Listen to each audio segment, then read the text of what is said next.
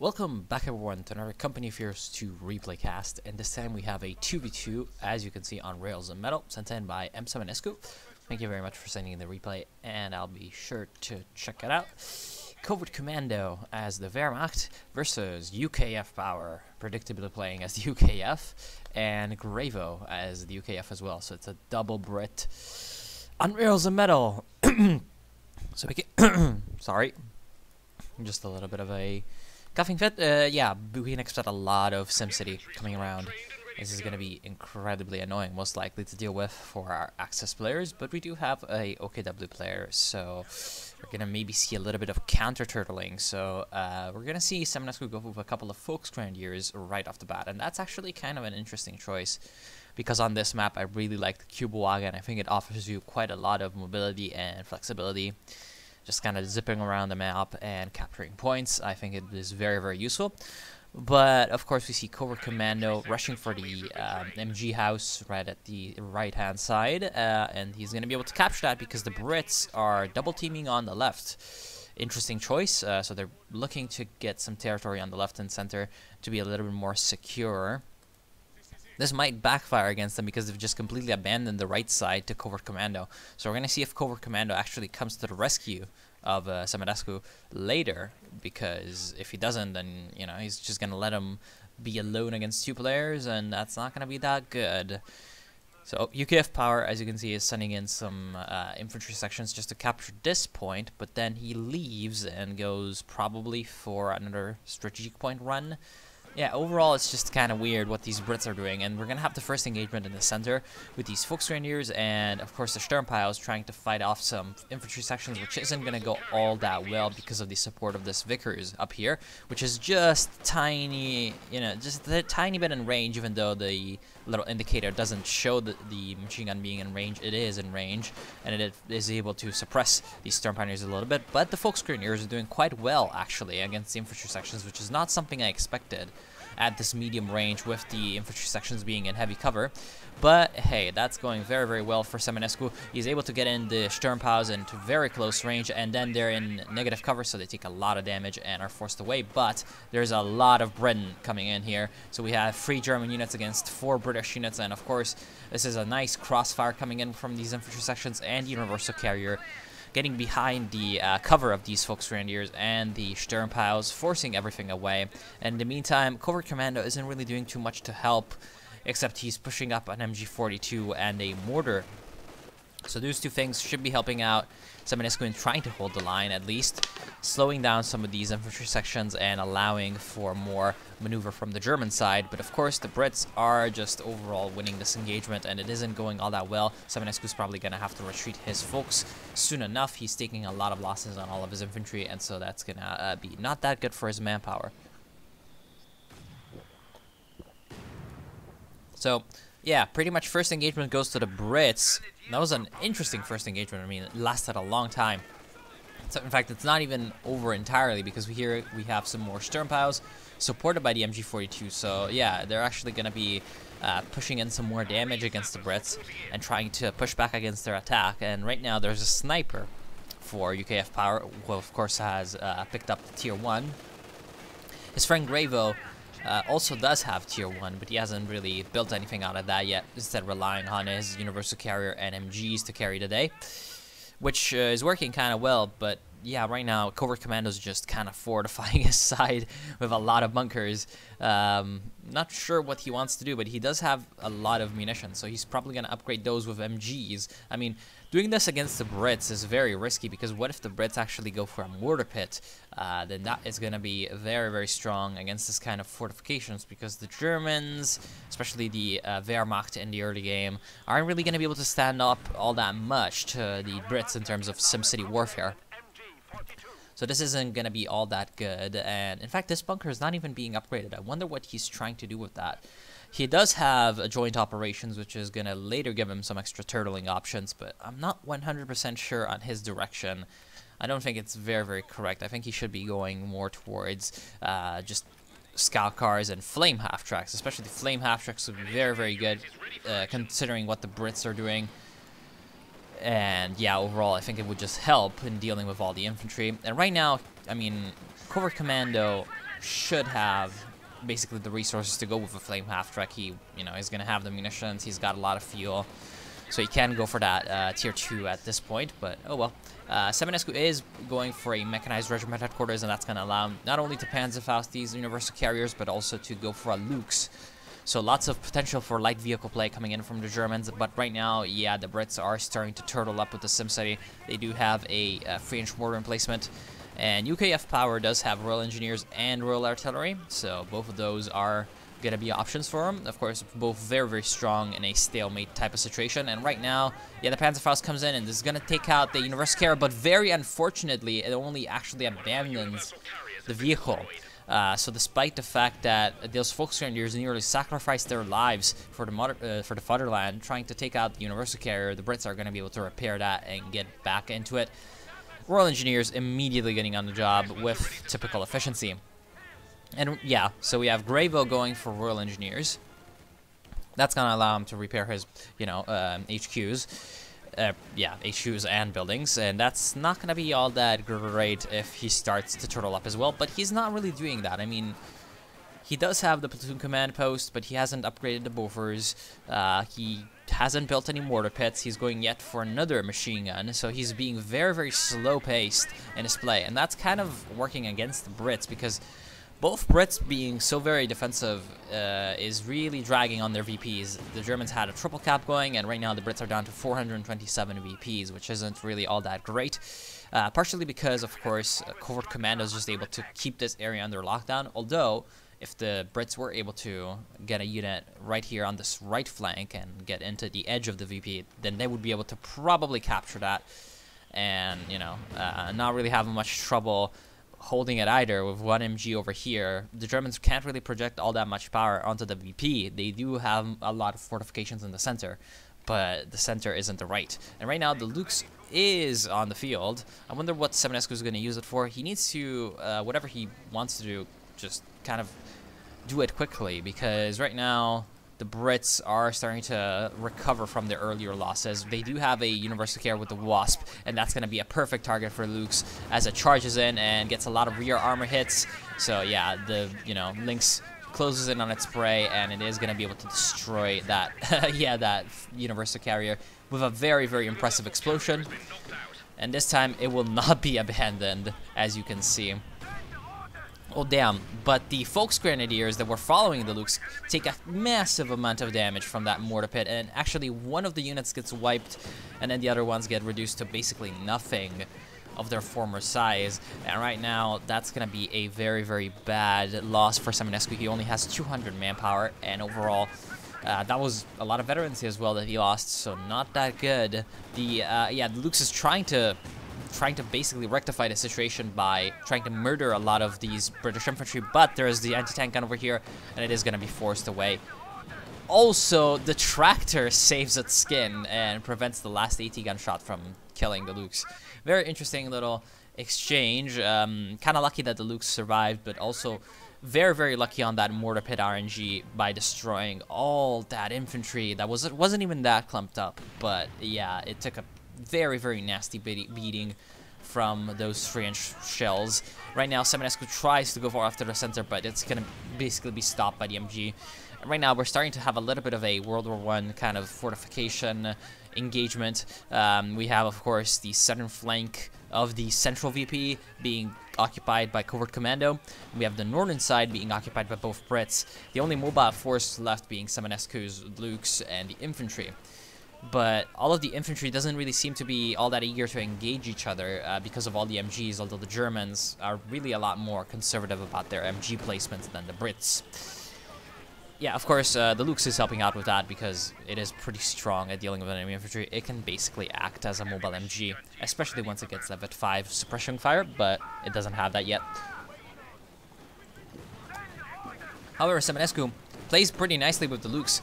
He saw that the AT gun over here was preventing one of his lines of attack, so he goes into after the Vickers machine gun on the other side, takes an AT gun shot still because of a good repositioning from UKF Power, but at this point he manages to take out the MG and basically just kind of nimbles away to safety. Now he's going to be able to recover the MG with his Volksgrenadier, so that is a very good steal, especially for an OKW player that can only go for MG34s. The Vickers is a very, very superior option. Right now there's still a couple of anti-tank guns on the prowl trying to take out the Lukes, but the Lukes is going to be basically wiser than that and escape their clutches.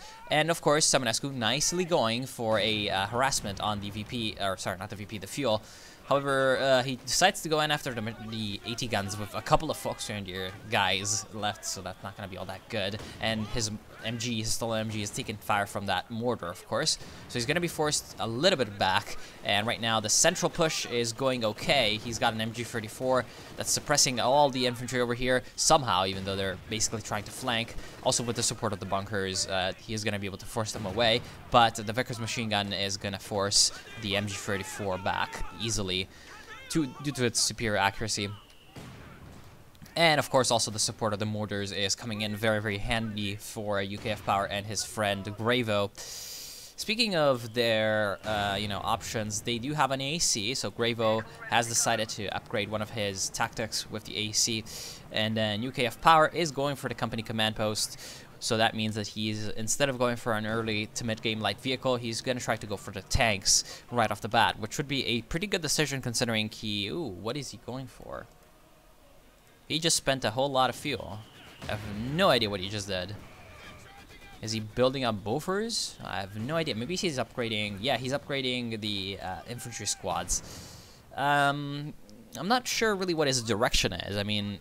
He goes for tanks at one point, and then he spends 35 fuel on upgrading his infantry squads, which, to be fair, are doing quite well, but, you know, I feel like saving up for the Cromwell and getting a Cromwell early would have been so very great, because the access right now is really lacking when it comes to AT.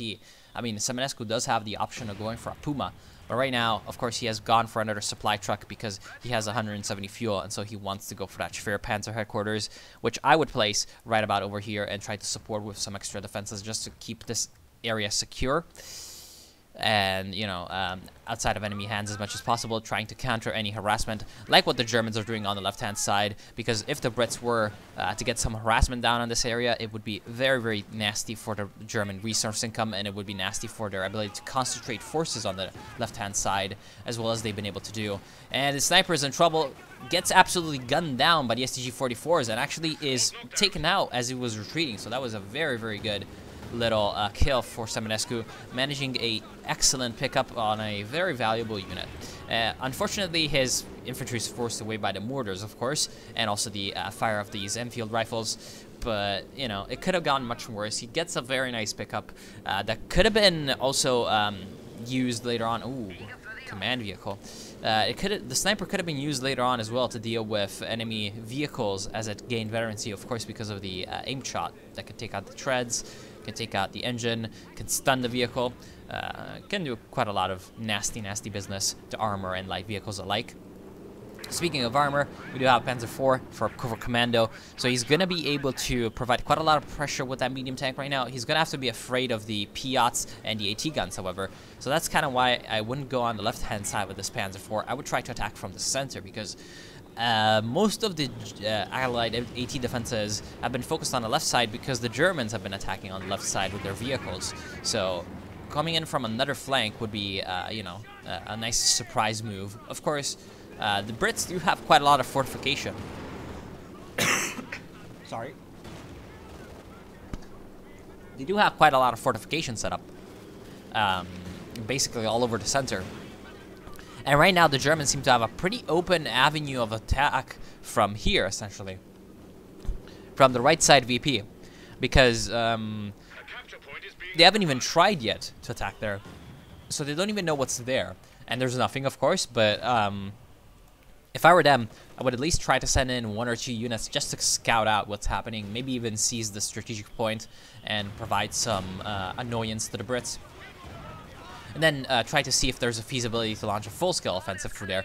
Although, actually, Seminescu manages to find a bit of a, you know, gap between these machine guns and gets around them, but his Volksgrenadiers get just a tiny bit too close. Of course, the machine gun decides to reposition right at that time, so he's going to be able to force that away. But he's still taking damage from that mortar pit, which is up to 16 kills.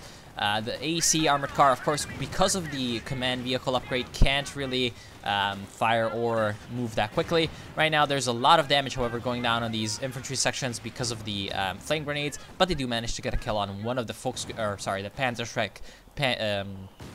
not Panzer Fusiliers, Sturm Pioneers. Have trouble with unit names sometimes. Yeah, the infantry takes a lot of damage, but interestingly, no casualties. So Gravo still not really bleeding all that hard when it comes to manpower. However, the AT guns exposed themselves firing at this machine gun because this anti-tank gun didn't have prioritized vehicles on. So the Panzer IV is kind of free to do what he likes, which is pretty much nothing. I understand him. I also like to do nothing, but he really needs to get back in the field and, you know, do something, because that is a nice advantage that the Germans have right now, to have the medium tank on the field that the Allies don't, and so they should be basically trying to use it as much as possible. I mean, UKF Power has gone for a second mortar pit right next to the first one. I don't think that that's a very good usage of 400 manpower. Perhaps it would have been better to build another mortar pit right over here if he just had to build another mortar pit. And right now he has a lot of resources, so he could be going for basically any vehicle he likes, although maybe he's going for the Comet tank. I don't know. He's got two options, essentially. One is to go Royal Artillery and go for the Anvil tactics. There goes an infantry section. And go for the Anvil tactics. That would be quite good to try to deal with the Axis fortification network. What I think would be even better, though, is to try to deal with the Axis medium armor superiority and get a lot of mobility on the battlefield, which would be to go with the Hammer tactics and the Comet. But he's going to go for the safe option of a Sherman Firefly. Not 100% sure on that. You can see, of course, what is happening right now on the screen. There's just a little bit of a blob fight in the center. And, of course, because of the support of the mortars, the Axis is taking a beating and is going to be forced to run away as quickly as possible back to base. Basically with not even a tail between their legs, because they don't even have a tail, as it has been blown up by the mortars. Right now, the situation isn't looking all that good for the Germans when it comes to engagements, but they're winning when it comes to map control. As you can see, they have 311, or rather, they have reduced the Allies to 310 VPs, which isn't really all that great for our UKF boys, because they need to absolutely try to find some way to regain these VPs, otherwise they're going to be falling behind the Germans in that race, which is going to also make them essentially play worse later on. They're going to be pressured to keep sort of suiciding units into VPs just to get some VP control set up. And right now there is a Sherman Firefly on the field, so it is going to be upgraded with the tulip rockets and the commander. Lots of munitions being spent on that, and not a lot of munitions being left to actually shoot the tulip rockets for UKF Power, but he's still going to be able to use that Firefly. Interesting. Still going to be able to use that Firefly quite well. Of course, we see the Schwerpanzer quarters shooting down a plane that was called in by that lovely AEC. So the AEC with the, of course, command vehicle is able to call in those command vehicle air supports, which are free. So you get a nice little recon. And right now, the Brits are using that quite nicely to get, you know, some good line of sight for the mortars. Now they know where to fire at the bunkers, and they're trying to use that right now, but Panzer IVs and the Panther and the Lukes are mobilizing for an offensive. And right now, this could be going very, very badly for them, but it could also spell the doom of the Sherman Firefly. If the Axis can get a good flanking in on these anti-tank guns, then they're going to be in a good spot for the next engagement. If they can't get a good flanking on the AT guns, then they're probably going to fail utterly at breaking through the British defensive lines. Because as you can see right now, their defensive line stretches all the way from the center, where these sandbags and these AT guns are, all the way to the left-hand side, and essentially the edge of the map. So there's only two opportunities for flanking, either sneaking past, as Samanescu is doing very nicely, sneaking past this MG on this side, or getting a very huge flank off on this sort of area, which would be very, very, very strong in my opinion. But the Axis managed to get in and destroy the MG, which is going to be essentially one of the steps in the domino, and once that falls, hopefully the Axis is going to be able to roll up the flank. And right now, this forces the response of some of these British units. They come in after the Firefly comes in after the Panzer IVs, one of the Panzer IVs takes a lot of damage, but the Panzer IVs are able to retaliate in force. And the Panthers coming in from the rear, it is going to be exposed to the flank from these anti-tank guns and the AC, but it is able to get a nice shot in on the Firefly, and the Firefly is basically dead with no gun, and the Panzer IV manages to get a nice kill on it. The second Panzer IV has managed to survive also, so this is a good engagement for the Germans for now. They should probably, at this point, pull back and cut their losses. They have managed to also harass the VP on the left-hand side and get control of it despite the mortar fire. And right now, the Lux is working to defend it against the wrath of this infantry section. Although, this infantry section does have Piats, so it is going to have to be careful. Very good engagement overall for the Germans. They also try to capture the center, but this is very, very risky. These units are very blobbed up, and the mortars are definitely going to, you know, start to make them feel some pain, and this could not be very, very good for Covert Commando and Seminescu. Covert Commando is, however, pulling in a reconnaissance overflight, so this is going to spot that the UKF power is building a 17-pounder and, of course, also a Ford assembly. So the Germans are going to be aware that the Axis are, or sorry, that the Allies are turtling up even more, and in fact, here comes a light mortar barrage on the building that is actually being constructed right now.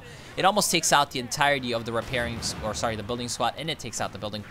So that is a very, very good usage of the mortar barrage, actually, because 120 munitions to take out the 17-pounder, which is a lot of resources, is a pretty good usage, especially before it even comes up. It's gonna also kind of dissuade the Allies from trying this trick ever again, although, I mean, with the kind of defensive play that I'm seeing from these UKF players, I'm guessing that more SimCity is going to be coming rather than less. Which is all to the detriment of the Brits, who aren't doing all that badly when it comes to the engagements, except, of course, the last one, but they could definitely do a lot better if they weren't so damn focused on defending useless territory over here. And you know, they try to actually kind of branch out, especially onto the right-hand side. But overall, yeah, the Brits in an okay spot. They're kind of slowly but surely falling behind, however, especially considering... Sorry, I had to take a sip of water. Especially considering that the Germans are building up their armored forces. We do have a Stug actually coming in as well from Covert Commando, so that's going to also help against any Brit vehicles. And we see right now that there is a vehicle coming in, and it is a Churchill. So Gravo went for the anvil tactics, and he's going to go for a Churchill. Now, that's an interesting choice. He is with the Royal Engineers, so he does have the option of going with the AVRE. I feel like going with an AVRE in a few minutes, and then for the meanwhile, perhaps go with hammer tactics and just kind of save that up for later and maybe get a Comet later. I feel like that would have been a better choice because, I mean, the Churchill's Mark 7 is going to be essentially fulfilling the same role as the AVRE would be, as a kind of anti-infantry, big sort of hulk of a vehicle that can soak up a lot of damage and just kind of take the front and the offensive. I feel like that would be basically the same as the AVRE. The AVRE would have also additional sort of anti-infantry capabilities because of the petard. It would also not be able to, you know, kind of fight against the vehicles in any kind of way, but, I mean, the Churchill isn't really there to fight the vehicles at all. It's in and of itself, you know. It's just there to support other units that can do that against enemy infantry. And right now, the Panthers kind of suiciding against a lot of Piats and a lot of anti-tank guns, so that's kind of lucky for the Allies because that gives them a little bit of extra breathing space where the Panthers having to be repaired. And interestingly enough, I just saw Panzer IV shoot down a plane and get some veterancy off of that. So that's pretty okay for Covert Commando, but Covert Commando, ooh, I feel like this is a bad move. He went for a Pak 43, which is a lot of manpower. It's like 600 manpower to build this Pak 43. It's not gonna really do anything against what the Brits are bringing in when it comes to armor, and especially considering that he is with the Joint Operations Doctrine, so he had the option of going with an LEFH artillery piece, which would be devastating against the kind of playstyle that the Brits are going for. It would definitely be able to provide a lot of pressure on these mortar pits, especially since they're bunched up, so it would be able to hit both of them with one barrage.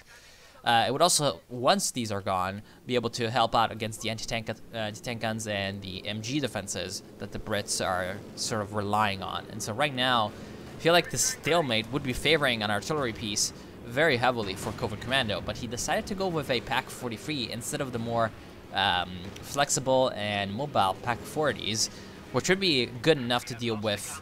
Ooh, damn. That's a land mattress, alright.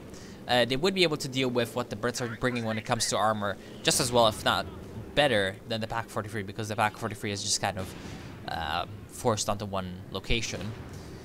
And then it would also be good to go with Pack 40s because the fact that you can move it is just very, very important when the enemy can barrage you with all kinds of artillery, like mortar pits and like now land mattresses. So UKF Power went for mobile assault, which is, in my opinion, the worst choice that he could have, made out of his three doctrines. It does give him the land mattress when it comes to the stalemate kind of playstyle, but I feel like the engineers and, of course, the artillery would have been a lot better for the kind of playstyle that he's going for. And never mind that Gavo... Oh, sorry, I just kind of destroyed... You're going to probably hear something not very good right now. No, okay, good. I accidentally removed the jack of my headphones. But yeah, ooh, mines. Is that mines? Yes, that is mines. So at least using a little bit of that extra munitions. Of course, does not have the Firefly anymore, so you can't really dump munitions into tulips. Yeah, I'm not quite sure why the Germans are just kind of sitting back and letting the Allies build up. I mean, oh, what the heck is this? Free land mattresses. Oh, damn, that is a mistake if I ever saw one. 40 fuel for each of these. So he's just spent 120 fuel on land mattresses that counter, bunkers and a Pack 43 that are basically worthless, instead of on vehicles that could help him win the game and push against the enemy forces. Like, for example, Comets, which he, might have the option of going for. So overall, I feel like that is a big mistake. I mean, he gets an impressive fireworks show and a little bit of kills on the Germans. But right now, that is just a nice bait coming in for the Stukas to just absolutely massacre all these support weapons. So that is an even bigger target for an enemy unit. So that's what... That's what Samanescu was doing in that whole period. He was saving up for a Stuka. He's also got the command panther available to him now, so I feel like he's also going to save up for that now to help out his normal panther deal with all the enemy vehicles. Nicely enough, he has upgraded his automatrons under repair regiment, the mechanized regiment, and now he can help the Panzer IVs as well as his own vehicles.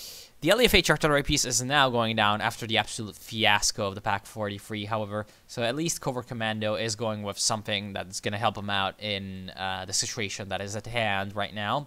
Of course, with all of this concentration of Brits, Axis artillery is just going to be so effective because most of these British targets are very squishy.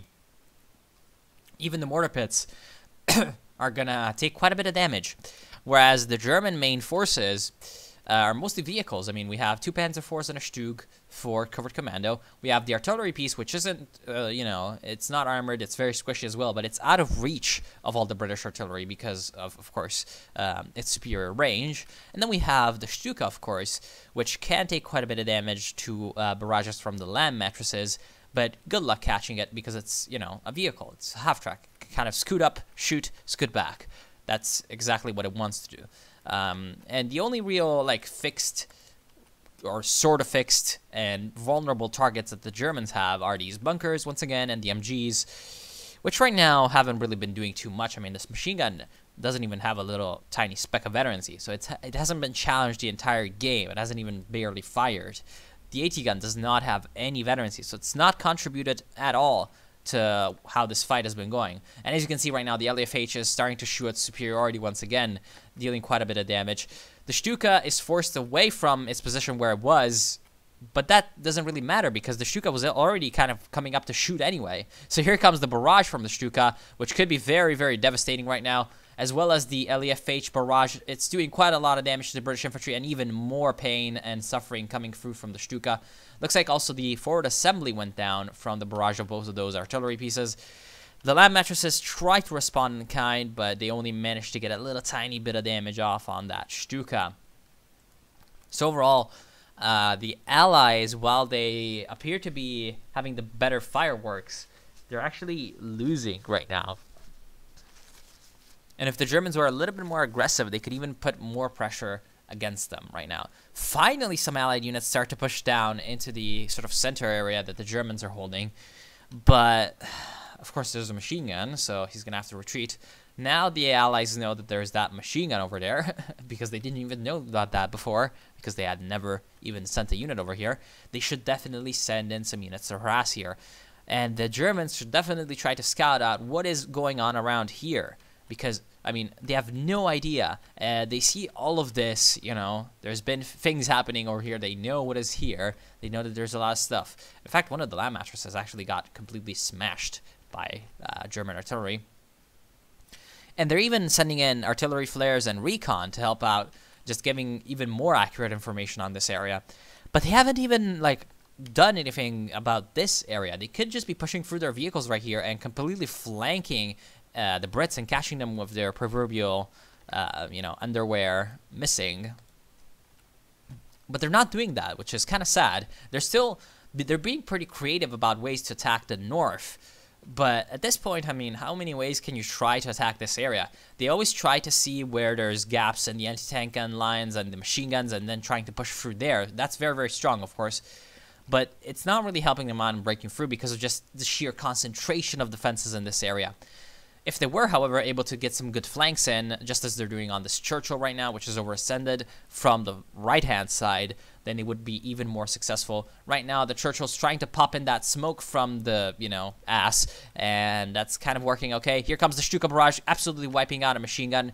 And right now, there's even more, however, British defenses trying to help out from the flanks. It is doing quite well. The AT gun takes out one of the Panzer IVs. The Panther is trying to chase down the Churchill, but unfortunately, there's quite a lot of AT in this area. It is going to take out the Panther, and the Churchill survives, so that is a little bit of a misuse of that mobility. Right now, the Panzer IV is also trying to push through, but it takes out, takes some shots in at the AC. The Stuka finishes off the Churchill, and right now, the AC is in trouble as well from these two German vehicles. But the two German vehicles, even if they take out the AC, which they do, are going to be vulnerable to this anti-tank gun spam of the Brits, which once again proves its worth and holds the line for them. So a pretty good engagement for the Brits. They do manage to hold their position against basically a very determined German push. However, they're taking a lot of damage from the artillery because, you know, they've been kind of forced, they themselves decided to turtle up into one area. So what ended up happening was that, well, all of their previously set up defenses, etc., are basically just taking the, you know, piss, and the artillery from the Germans is able to get some very, very good shots into some clumped up stuff. So the Allies, while they won the engagement and they took out some high value targets, they haven't actually, you know, they haven't actually taken all that much of a superiority on the field. And right now, since they're just playing so defensively, they're also going to allow the Germans to rebuild and recover from all of that. The Germans are still at 340 VPs, so they're not in a bad way when it comes to that. They still have plenty of time to sort of rebuild, especially considering this VP is still under their control. And right now, the Brits are going for more of the same. I mean, UKF Power went for another Firefly, and Gravo went for another Churchill. So really not anything different coming through. Stuka barrage absolutely pummeling the central positions, doing quite a bit of damage to the machine gun. There goes the Firefly, actually, from the Pak 43. So Pak 43 gets a little bit of a revenge for itself. However, that was mostly due to the Firefly's incompetence in pushing up without any infantry or recon support.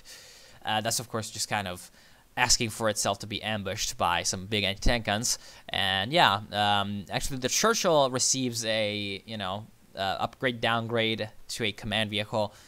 And yeah, I don't really think that that's a very good decision because the Churchill gets very slow with that command vehicle. It might have been a better choice to go and upgrade the AVRE with that. Although, I mean, the AVRE still has a use for mobility. It does not have a main gun. So at least that part of the debuff from the command vehicle doesn't really apply. But the Brits are just kind of slowly turtling themselves into a loss. At this point, it seems like the Germans have very, very much a superiority when it comes to artillery.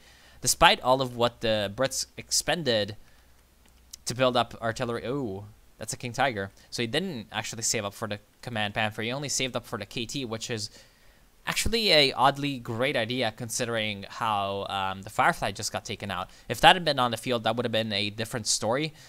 But with only a 6-pounder anti-tank guns to try to counter the King Tiger, it's not going to be all that easy for the Brits because the King Tiger is absolutely massively strong against enemy anti-tank guns because of the 88mm.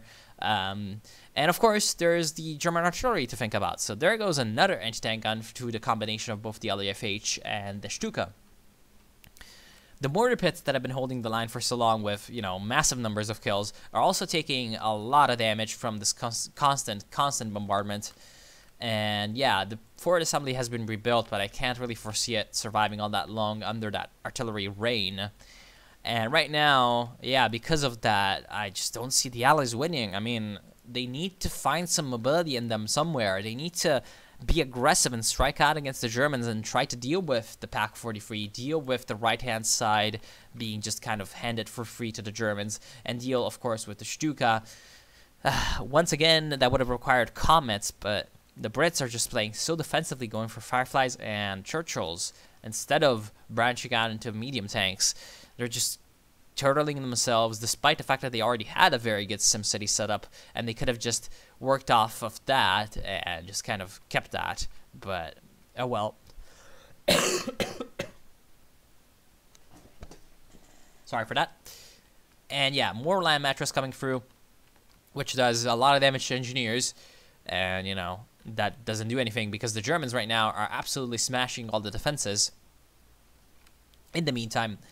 So they're definitely using their time and resources better, striking at more important targets. And right now, here comes the Stuka, which might be very devastating. Let's see what it hits. It hits the mortar pits, almost takes out one of them, but it takes out a lot of repairing units, and it almost takes out, of course, this engineer squad as well.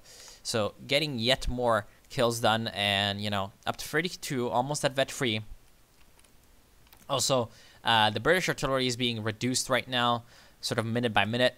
The King Tiger still picks up quite a few kills on the British infantry, although the British infantry is still quite healthy at 4 infantry sections strong. Sorry, never mind. 3 infantry sections, and one that is going to be absolutely wiped right now.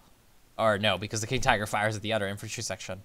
So very lucky that this infantry section survives, but yeah, once again, the German artillery proving more effective than the British one, just because of targeting and targets available, really. I mean, the British artillery doesn't really have all that much to fire at. We have 2 infantry squads from Seminescu, and then we have a little bit of a vestige of a defensive network that is left for Covert Commando. And right now, the AVRE is picked, but, I mean, it's not going to really do all that much because, as we already kind of noticed, the Germans really aren't relying on their infantry anymore. This AVRE is basically like 20 minutes late. So there goes finally the Pak 43. That's going to allow the command tank to push up a little bit. That does allow these anti-tank guns to smash the Stug. The Stuka does reply, actually, and takes out one of the anti-tank guns. So that's pretty good. And the Koenigsdieger is basically still unchallenged. I mean, Seminescu can just kind of keep this thing repaired. He would right now definitely benefit from a... he went for a infrared half-track. That's a very good choice, actually. It's going to allow him to scout out the British defenses for his artillery and for his friend's artillery a lot. Yeah, right now he would benefit, I feel like, from a Sturm. Yep, he's going for a Sturm Pioneer. Upgraded with the repair kit. It's going to help him out, keep that KT topped off on the field, because right now the KT isn't really having to deal with any sort of fire that is gonna take him out. It's gonna basically just take him to like no HP relatively quickly. He's dealing with pokes from anti-tank guns that are gonna be slowly but surely eroding him. So if he has something to repair on the field rather than going back to the mechanized regiment all the time, then that is going to definitely increase the amount of time where the King Tiger is able to, you know, fight the enemy, instead of the downtime where he's just back at base repairing. And yeah, right now, that would basically crumble the last remaining British anti-tank defenses. We only got like 3 anti-tank guns scattered about. I mean, there's this one, but yeah, this one's coming in from an interesting angle. So basically, the allies are starting to run out of anti-tank. They don't really have anything that can replace this. UKF Power has 300 fuel that he's not using. So overall, this King Tiger is basically just one step away from complete domination over the battlefield, which would be the end of anything that's left for the Brits. I mean, they've lost their mortar pits to the LEFH. They're losing their support weapons very quickly to the Stukas. If the King Tiger is able to move in there, they're going to lose their vehicles and their machine guns as well. And that's going to allow the last remaining German infantry to actually just push in and capture these VPs, which is going to end the Brits. The Brits are down to 171 VPs, so a triple cap right now would end them in 3 minutes.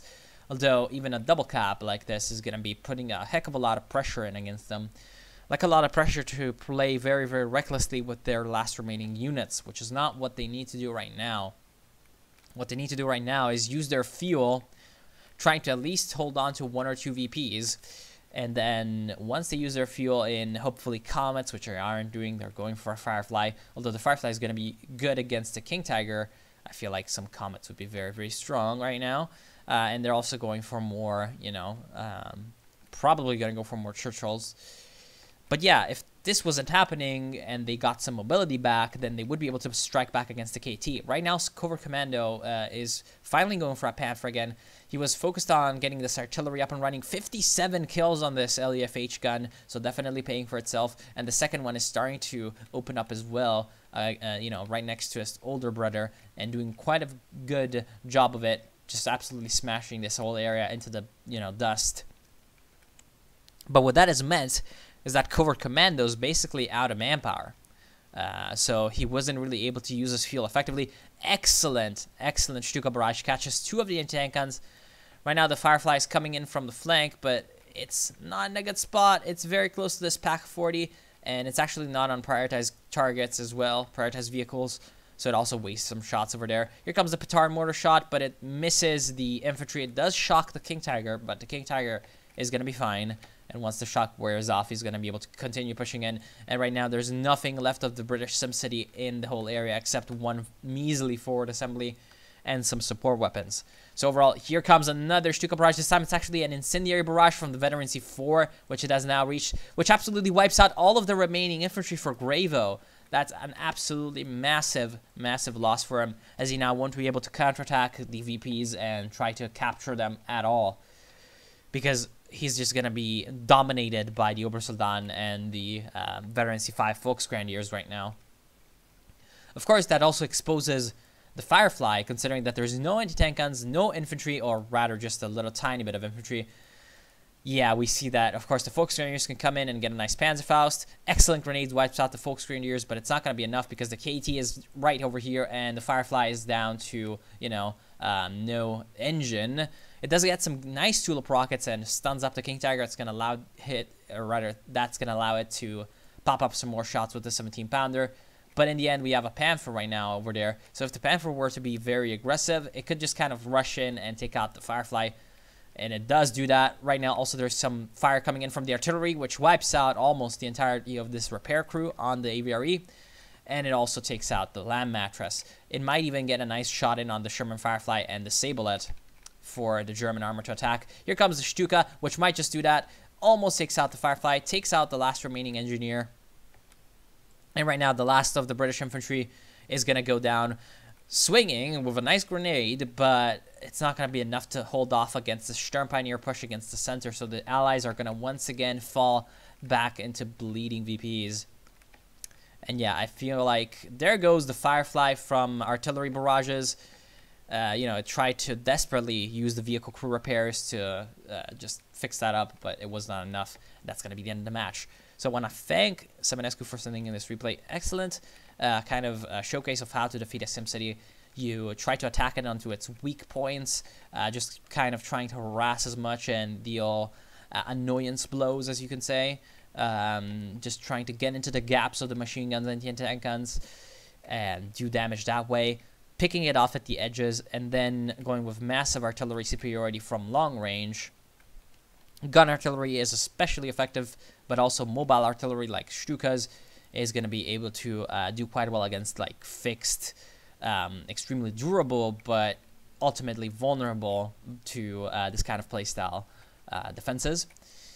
And then what really just kind of set the deal in and locked in the result was that King Tiger managing to basically be a rock against which the allies could not push. What the allies definitely should have done was be a lot more flexible when it comes to their playstyle. They went all in on that SimCity, and then even in their armor choices, they kind of tried to confirm that defensive playstyle, and that ended up sort of backfiring rather than helping out their chances of winning because of their, inability to just push up against the Axis.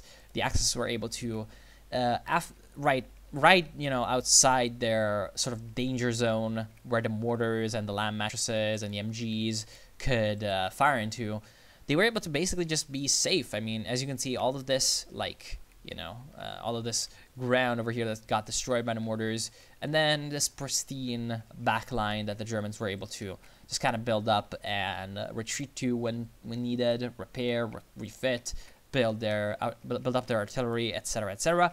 Whereas the Allies, basically their backline was their front line because they had their forward assemblies right over here at the front line, because the Axis artillery had a superior range.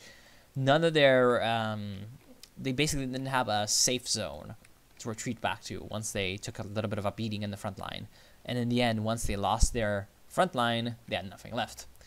So yeah, that's basically what I think. If you have any differing ideas, just type them down in the comments. I want to thank you all for watching. I hope you have enjoyed to be featured in one of these casts. As always, the link will be in the description for the email. You can send me replays over there. I have no idea what that texture is over there on the Aviary Petard. And as always, I'll see you soon. Hope you have enjoyed.